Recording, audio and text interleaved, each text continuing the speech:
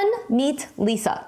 She graduated top of her class, earns decent money, drives a shiny new car, and she does smart things like shopping at Costco to save money. Oh, and did I mention she even owns her own place? So then why does Lisa never seem to be able to get ahead? Plot twist, it's because of these very purchases. Because what you've been taught to believe are smart money moves may actually be the exact things that are keeping you poor. In this video, let's break down these 8 middle-class purchases that are secretly draining your wealth and keeping you broke. A couple of months ago, I was looking to add a burgundy handbag to my wardrobe. It's just the color that I wanted. So I was looking at a really nice handbag that cost over $1,000 from Alexander McQueen. It was crocodile leather, it was beautiful, but I just didn't feel like forking over the $1,000+ to buy this bag. So instead, what I ended up doing is buying a cheap but pretty cute similar burgundy handbag on Temu. This cost $10. And sure, it was really cute and I ended up wearing it about 3 times until the strap actually broke. That's when I started thinking about the concept of cost per use. Because even though the Alexander McQueen handbag was a lot more expensive, I would have worn that for at least 10 years because leather handbags last a long time, and I probably would have worn it once a week. So once a week for 10 years, that's over 540 uses. That means that even though it's a $1,290 handbag, the cost per use would only have been $2.39. Compare that to this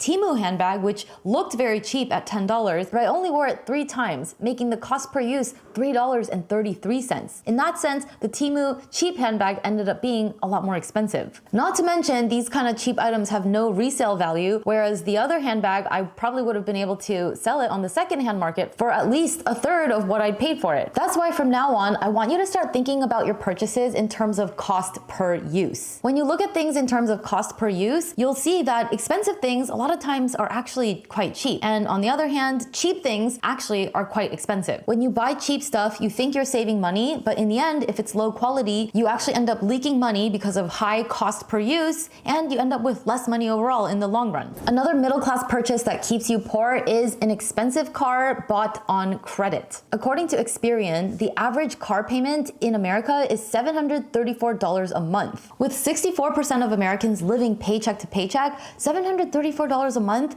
just for a car is simply too much. That's actually almost $9,000 a year. This leaves very little room for savings and getting ahead. Having an expensive car payment is basically like having a prison sentence in your monthly budget. Now, I know a lot of us spend a lot of time in our car. It almost feels like a second home. So it's important to have a good, nice car that you feel good in. At the end of the day, if it's clean, reliable, and gets you from point A to point B, and it's not a horrible driving experience, it does the job. According to Carfax.com, you could get a decent, reliably used vehicle, and yes, if you wanted to take it out on credit, instead of it being $734 a month, you could still get a decent one for as little as $320 a month. The thing is, when you see rich people driving really nice cars, they actually were able to put their money to work, and they have assets and investments working for them, and it's the money from those assets and investments that are actually paying for their toys and nice cars. Whereas middle-class people, they don't have the assets and investments, so that's why they need to buy a car on credit. And this is a double whammy because not only have you taken on credit, but you've also taken on credit for an asset that is not going up in value. It's actually going down in value. Taking a car loan is very different from taking on a mortgage, because a mortgage helps you go buy a property that you otherwise couldn't buy all on your own, but this property goes up in value so that by the end, when you sell the house, you can pay off your mortgage and walk away with a nice chunk of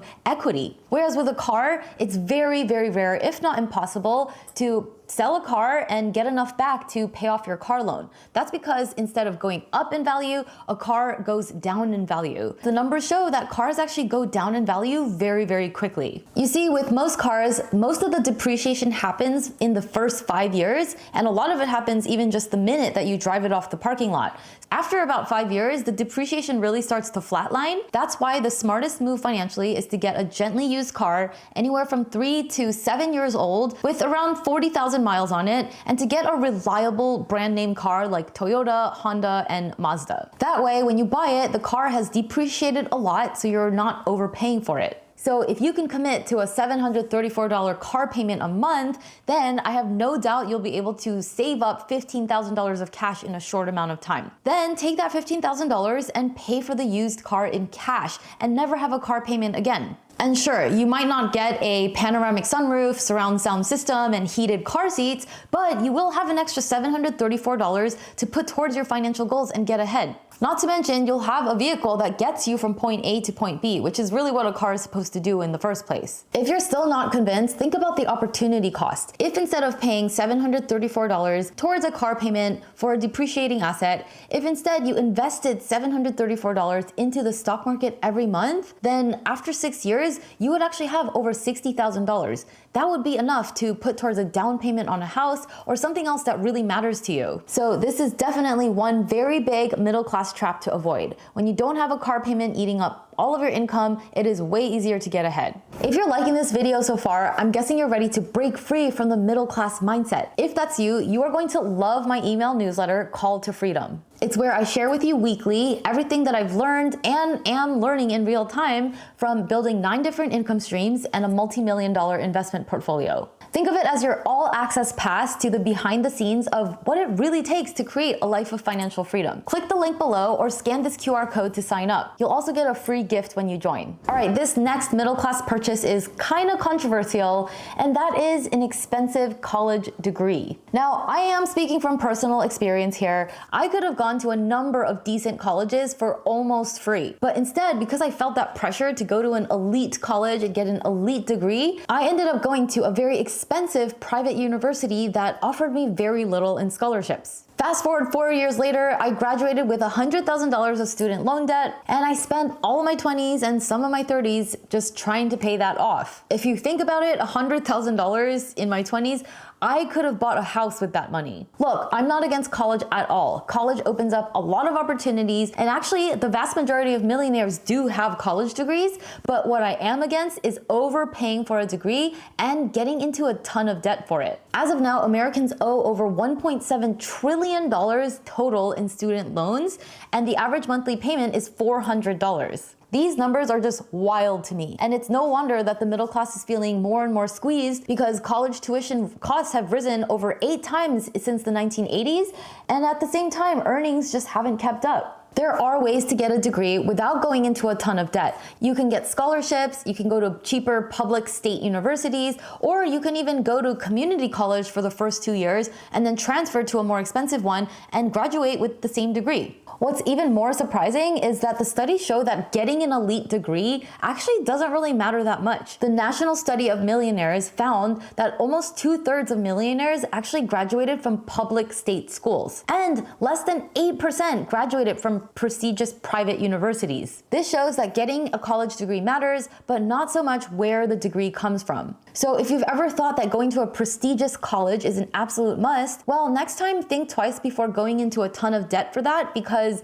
the studies show that if you really want to be financially successful and become a millionaire, you don't need to. This is a mindset I'm really hoping we'll be able to break out of soon. This next middle class purchase is a house that you can't afford. Have you ever heard the term house poor? It's when a large percentage of your income goes towards just housing so that you barely have enough wiggle room to make progress towards other financial goals. A lot of middle class people are what you would call house poor. They buy a house because they're told that buying a house is a smart investment, only to find that most of their money is going towards not only the mortgage, but maintenance, repairs, and a lot of other costs that they didn't anticipate. Don't make the mistake of only looking at the mortgage as the cost of owning a home, because there are many other hidden costs of homeownership as well. As a rule of thumb, the bigger the house, the more you'll have to budget for repairs and maintenance. They say from 1 to 4% of the home's value, which means if your home is $500,000 and it's on the older side, you'll need to budget $20,000 a year for repairs and maintenance. If it's on the newer side, you can lean closer to the 1%, so then $5,000 a year. But these are costs that a lot of people don't factor into their budget before making the huge decision of buying a house. So a good rule of thumb is don't buy more house than you can afford.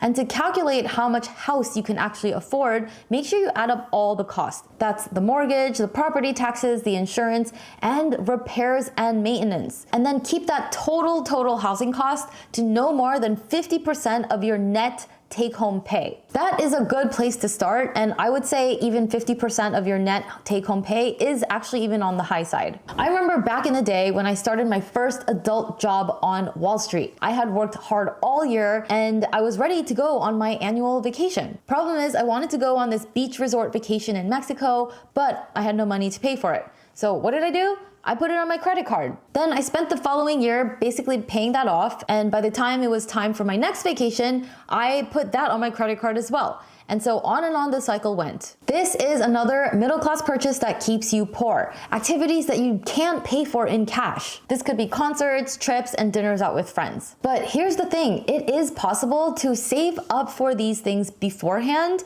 and then pay for them in cash. It's actually a really great feeling to have money waiting to be spent instead of scrambling or putting things on credit when a fun opportunity comes along. So here's how to do it. Number one, open up a high yield savings account. This is a savings account that pays above average interest. These days they're paying anywhere from 4 to 5%. I'll link to my favorite ones below. So open up that high yield savings account and then go in and set up an automatic transfer for at least $150 a month from your checking account to this high yield savings account. Just set it and forget it. And if you're like, oh my God, I don't have $150 a month to save, well, go through your credit card transactions from last month and find a few subscriptions that you're paying for that you're not using, because I guarantee you have something, and then cancel it and then divert that money over to your savings instead. Problem solved. See, you have to stop making excuses that you can't save money, because then you end up putting it on credit anyway, and that's how you get stuck in that never-ending middle-class rat race of paying for things on credit and trying to get your finances to always catch up to all the fun that you want to have because you put everything on credit. Do this for a few months, and in a few months, next time your friends hit you up to go do XYZ cool thing,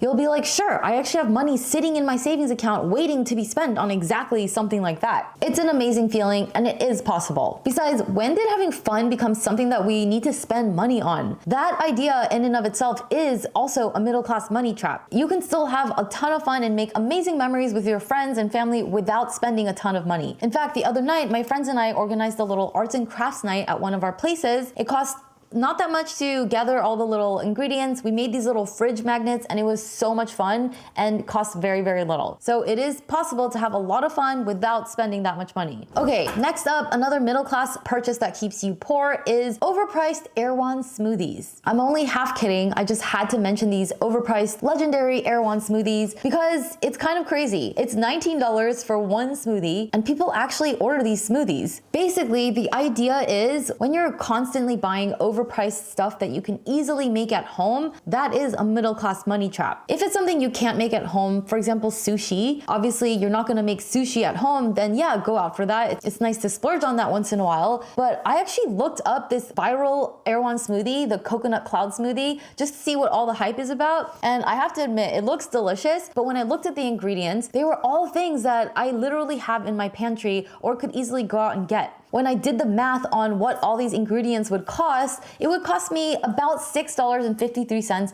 to make this exact smoothie at home, whereas at Erewhon, they're charging $19. Not to mention this smoothie would make about 2 minutes for me to make at home in my kitchen. It's the same with coffee too. If you buy coffee every single day, that's $5 to $6 a day, when the cost of making it at home would be less than $1 a day. Even for my bougie coffee choices, I like to use a superfood non-dairy creamer, and I have got my cordyceps and chaga mushroom coffee, and even with all that, it would just be 78 cents per cup of coffee. And it's really easy for me to make at home. Now, it's a different story if you're going out and treating yourself once in a while and you want to make it this whole experience, then sure. But when you start doing this to save time because it feels more convenient, when actually it would be even more convenient to just make it at home, that's when your money starts to leak to all these little things. Now, I'm not saying that a $19 Erewhon smoothie is the reason why you're not where you'd like to be financially, but when your money is leaking out to all these little things, it really adds up. It's kind of like death by 1,000 cuts. So moral of the story is no need to overpay for things that you don't need to overpay for.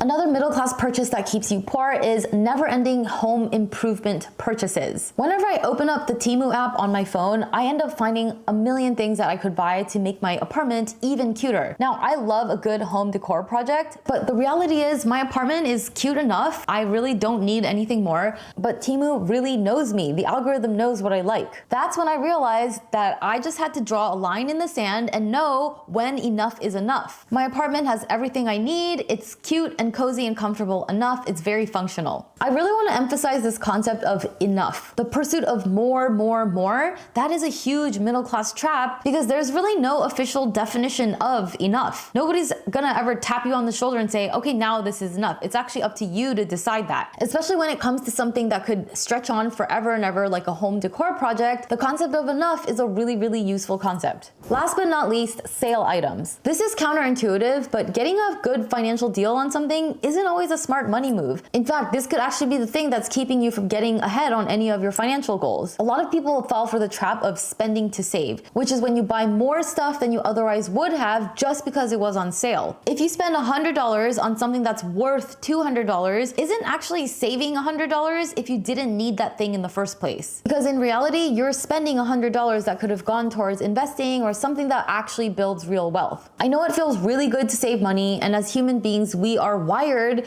to want to conserve our resources, money being one of the main things, and marketers know this. This is an actual marketing tactic where they get you to spend to save, and they know how to turn this natural instinct of wanting to save money into a way to get us to spend money that we actually never wanted to spend in the first place. It's completely warped. And I'm hyper aware of this, and I'm still not completely immune to it. Like the other day, I got sold on this ad for pet food for my dog Jupiter, and because there were all these aggressive discounts being offered, I ended up buying 3 bags of food when I really only wanted to buy 1. When originally I never even wanted to buy probiotics for my dog in the first place. In the end, Jupiter didn't even like it, and I actually was able to return all of it. But you can see how if you're not aware of these sneaky marketing tactics, you end up spending a lot more than you ever initially planned to spend. Because let's face it, everything around us is designed to get us to part with more of our hard-earned money, so it's up to you to be aware of this. Otherwise, you're gonna have a hard time holding onto your money and doing something meaningful with it in the long run. Now I have a question for you. Did you find yourself making any of these 8 middle-class purchases that keep you poor? And if so, what changes are you going to make now that you've watched this video? Share with me below in the comments. Let's work on creating more financial freedom in our lives together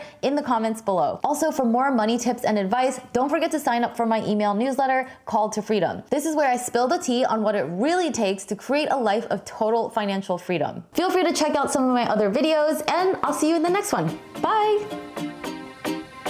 Cutie!